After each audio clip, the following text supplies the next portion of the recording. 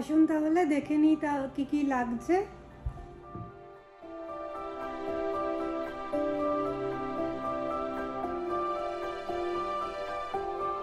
Hello বন্ধুরা, নমস্কার। আমি তিয়াস বলছি ক্যালিফোর্নিয়া থেকে। আশা করি আপনারা সবাই ভালো আছেন। আমরাও এখানে ঠাকুরের কৃপায় সবাই ভালো আছি। আজ এখানে গুরু পূর্ণিমা, সবাই একটু বাদে যাব সাই বাবার মন্দিরে ঠাকুরকে প্রণাম করতে। আমার রথযাত্রার ভিডিওটা আপনাদের সবার ভালো লেগেছে দেখে আমার খুব ভালো লাগলো। আপনারা কমেন্টে অনেকেই ঠাকুরের ভোগ প্রসাদের রেসিপিগুলো জানতে চেয়েছেন। আমি অলরেডি মালপোয়া ভোগের রেসিপিটি পোস্ট করেছি, আপনারা যদি না দেখে থাকেন আমি সেই রেসিপি লিঙ্কটি ভিডিওর তলায় পোস্ট করে দেব। আজ আমি কর্মাবাই খিচুড়িটা বানাবো, তাই ভাবলাম আপনাদের সাথে সেটা শেয়ার করি। তাহলে আসুন আমরা রান্না শুরু করি, আর সাথে সাথে এর পেছনের ইতিহাসটাও আমি একটু বলার চেষ্টা করব। আসুন তাহলে রান্নার উপকরণ জোগাড় করতে করতে ছোট্ট করে আপনাদের কর্মাবাইয়ের গল্পটা বলি। প্রথমে আমি নিচ্ছি 2 কাপ চাল আর 1 কাপ মুগের ডাল, ভালো করে ধুয়ে খাবার জলে ভিজিয়ে রাখবো। আচ্ছা, এবার গল্পটা বলি। কর্মাবাই ছিলেন কৃষ্ণ ভক্ত। মা কর্মাবাইয়ের এই ভক্তির উৎস ছিলেন ওনার পিতা। একদিন কর্মাবাইয়ের পিতাকে বিশেষ কাজে শহর থেকে বাইরে যেতে হয়।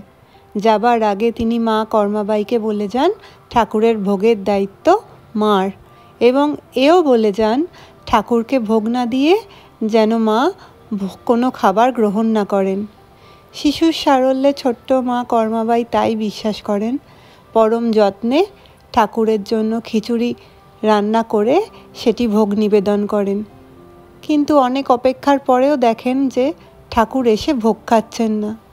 তখন মাও অন্ন গ্রহণ করেন না, তিনিও খুব দুঃখে থাকেন। ভক্তের এই ভক্তি দেখে ভগবান আবির্ভাব হন এবং শ্রীকৃষ্ণ মার কাছে মায়ের রান্না করা খিচুড়ি খান।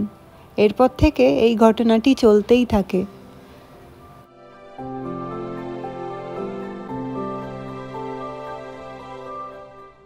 আসুন তাহলে দেখে নিই কি লাগছে আমার কর্মাবাই খিচুড়ি করতে। খুব সিম্পল উপাদান লাগে আর সবই আপনাদের কিচেনে আছে। এখানে আমি চাল ডাল ভালো করে ধুয়ে খাবার জলে ভিজিয়ে রেখেছি। এছাড়া লাগছে আদা বাটা, আমি আদাটাকে একটু গ্রেট করে নিয়েছি, হলুদ গুঁড়ো, লবণ বা নুন, হিং, গোটা জিরে আর গোটা গোলমরিচ। খুবই সামান্য উপাদান দিয়ে তৈরি হয় এই কর্মাবাই খিচুড়ি। আর শেষকালে ওপর থেকে একটু নারকেল কোড়া ছড়িয়ে দিতে হয়। আমার কাছে যেহেতু ফ্রোজেন নারকেল, আমি আগে থেকে ওটা বের করে রাখিনি, আমি করার পর একেবারে ওপরে ছড়িয়ে দেব। আসুন তাহলে করে ফেলি কর্মাবাই খিচুড়ি। আমি 6 কাপ জল গরম করতে আগেই বসিয়ে দিয়েছি। জল গরম হয়ে এসছে, এবার সমস্ত উপাদান একে একে আমি দিয়ে দিচ্ছি। তারপর প্রেসার কুক করতে দিয়ে দেব। ব্যাস, রান্না হয়ে যাবে। খুবই সহজ এই রান্না।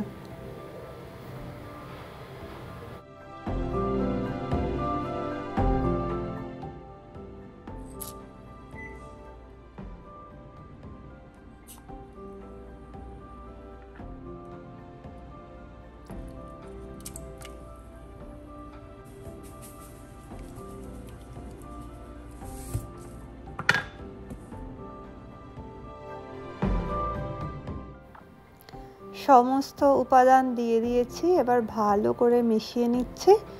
তারপর প্রেসার কুক করতে দিয়ে দেব। এটি কি বলুন তো? এটি হচ্ছে আখের গুড়।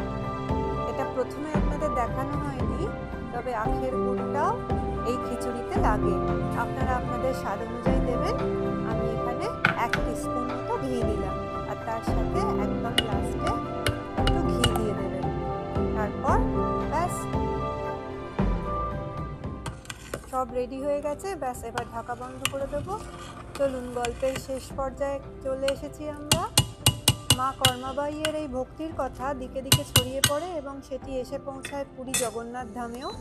পাণ্ডারা সেই শুনে মা কর্মাবাইকে অনুরোধ করেন পুরী জগন্নাথ ধামে এসে বসবাস করার জন্য।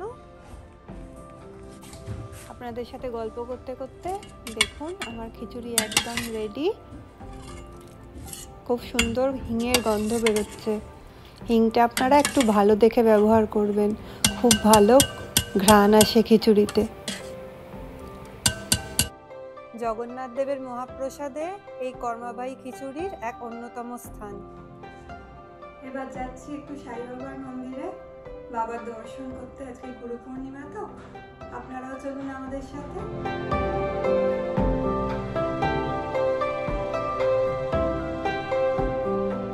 সাই বাবা টেম্পলে এসে গেছি, আসুন আপনাদের বাবার দর্শন করাই।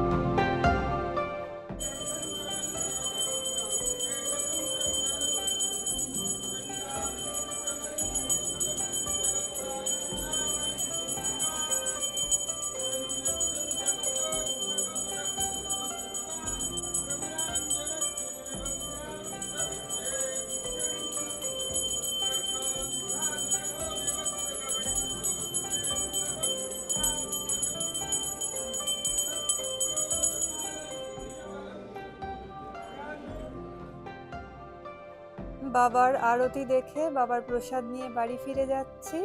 এই হলো বাবার প্রসাদ, আলুর দম আর লেমন রাইস। আমার এই ভিডিওটি আপনাদের ভালো লেগে থাকলে অবশ্যই লাইক, শেয়ার আর সাবস্ক্রাইব করবেন।